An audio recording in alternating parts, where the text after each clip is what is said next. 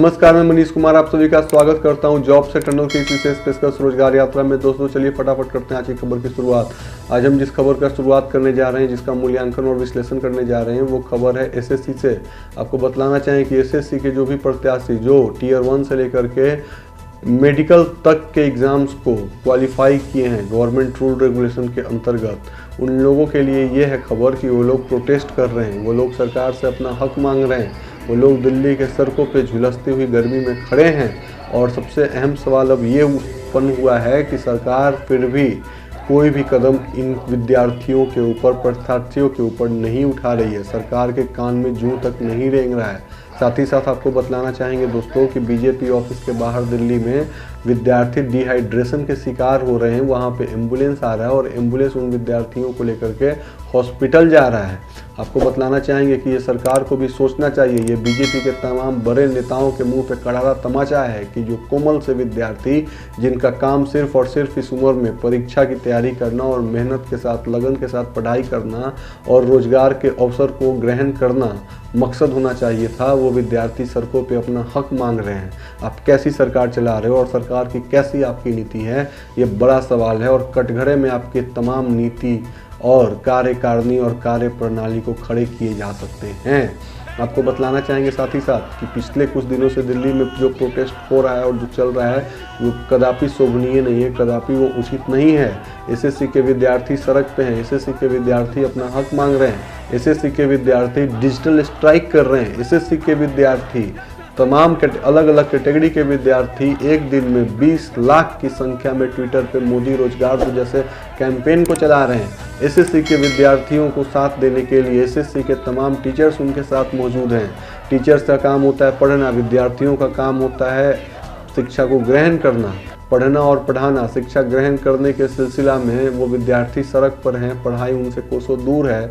और ये सब कुछ देखने के बाद भी अगर आप आंख बंद कर लेते हो तो यकीन मानो कि फिर आप किसी के भी नेतृत्वकर्ता नहीं हो सकते हो। आप किसी को भी, कोई भी आपको ये नहीं कह सकता है कि आप किसी सभ्य राष्ट्र के नेतृत्वकर्ता हो, क्योंकि नेतृत्वकर्ता का काम होता है कि अपनी प्रजा का देखभाल करना, उन्नति, खुशहाली, सर्वांगीण विकास के लिए नए मापदंड के हिसाब से नए पथ का निर्माण करना। लेकिन विद्यार्थियों का भविष्य अंधकार में दिशा का निर्माण कर रहा है, उनके आगे खाई है। तभी तमाम विद्यार्थी, बच्चे हो, लड़के हों या लड़कियां, इच्छा मृत्यु की मांग कर रहे हैं। जिस देश के युवा, जिस देश को युवाओं का देश कहने का तमगा मिला हो और उस देश के युवा अगर इच्छा मृत्यु की मांग करने लग जाएं तो समझ जाइए कि कितना शर्म की बात है उस देश के लिए।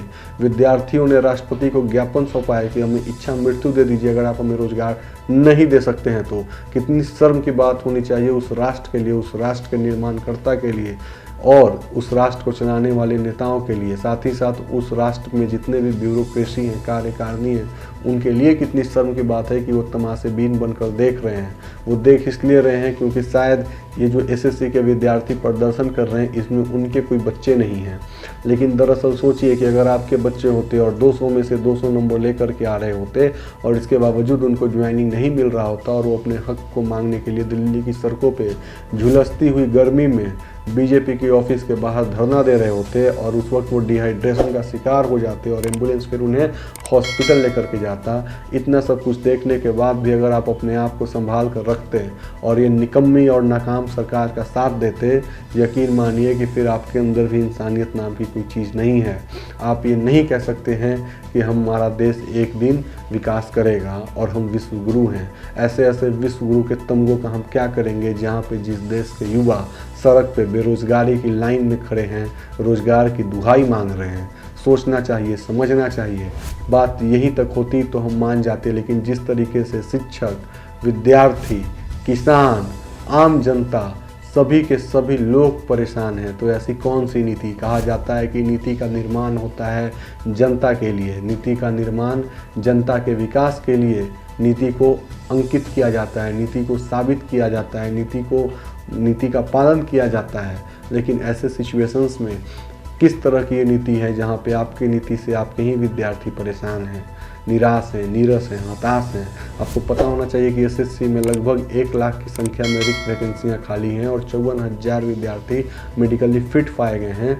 उन विद्यार्थियों को अगर ज्वाइनिंग लेटर नहीं दिया जा रहा है तो कहीं ना कहीं ये बड़ा सवाल है कि आखिर सरकार, गवर्नमेंट या एसएससी उनको ज्वाइन क्यों नहीं करवा पा रही है। इसके पीछे का साफ साफ कारण है जो हम सभी को पता है कि सरकार के पास बजट हो सकता है ना हो, इसीलिए सरकार बैकफुट पर है।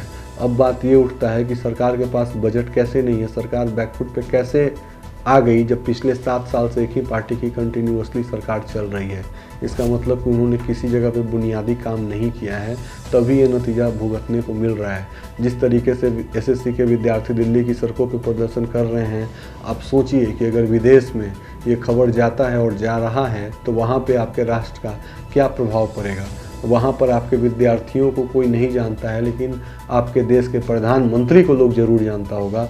वहाँ के लोग देश के प्रधानमंत्री के बारे में क्या भावनाएं बनाएंगे, ये सोचिए। प्रधानमंत्री के जो अंगरक्षक हैं, जो उनके आईटी टीम के हेड हैं या जो उनके एक्सपर्ट्स हैं, जो उनको राय सलाह देते हैं, जो उनके सलाहकार हैं, आपको बताना चाहेंगे कि प्रधानमंत्री जी ये सारे सलाहकार आपको कहीं का नहीं छोड़ेंगे। इन तमाम विद्यार्थियों की तरफ से अपील है जॉब एटर्नल की टीम के द्वारा कि विद्यार्थियों के लिए कुछ बेहतर कदम उठाया जाए। जितने भी विद्यार्थी मेडिकली फिट पाए गए हैं उन्हें जल्द से जल्द ज्वाइन करवाई जाए, क्योंकि अगर ऐसा नहीं होता है तो देखते देखते ये आंदोलन बहुत बड़ा रूप ले लेगा। और ऐसे भी कहा जाता है कि युवा अवस्था के जो भी विद्यार्थी होते हैं, युवा होते हैं, वो ऊर्जावान होते हैं, उनके अंदर ऊर्जाओं की कमी नहीं होती है, वो कुछ भी कर सकते हैं। कल तक वो डिजिटल स्ट्राइक कर रहे थे, वो सड़क पर हैं।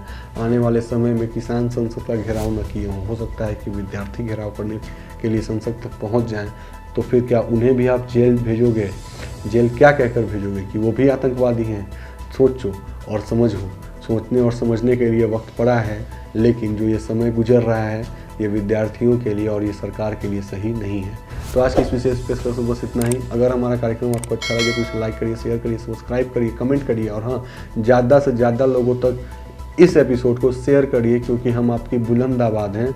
हम निष्पक्षता के साथ आपकी आवाज़ बने रहेंगे और हमें कोई भी दबाने की कोशिश करे, हमें कोई भी डराने की कोशिश करे, हमें कोई भी धमकाने की कोशिश करे, हम न डरने वाले हैं, न दबने वाले हैं, न धमकने वाले हैं, क्योंकि हम लोग इन सब चीज़ों से बहुत ऊपर उठ चुके हैं। सरकार को हमारे ऊपर अगर लीगल कार्रवाई करना है तो उसके लिए भी हमारे कंटेंट जिस तरीके से हमारे चैनल पे जा रहे हैं, इस कंटेंट में उन्हें कमियां निकालनी पड़ेगी। लेकिन यकीन मानिए वो कमी नहीं निकालेंगे, क्योंकि मैं उनको यथार्थ मिरर दिखला रहा हूँ, शीशा, जो ज़मीनी हकीकत है, जो ग्राउंड की रिपोर्ट है। ग्राउंड पे जो विद्यार्थी इच्छा मृत्यु की मांग कर रहे हैं, हम उनकी भावनाओं को आपके बीच में लेकर के आ रहे हैं कि कितना हालत ख़राब है, कितना नाजुक दौर से समाज गुजर रहा है और विद्यार्थियों के मन पर इस वक्त क्या असर पड़ रहा है। धन्यवाद।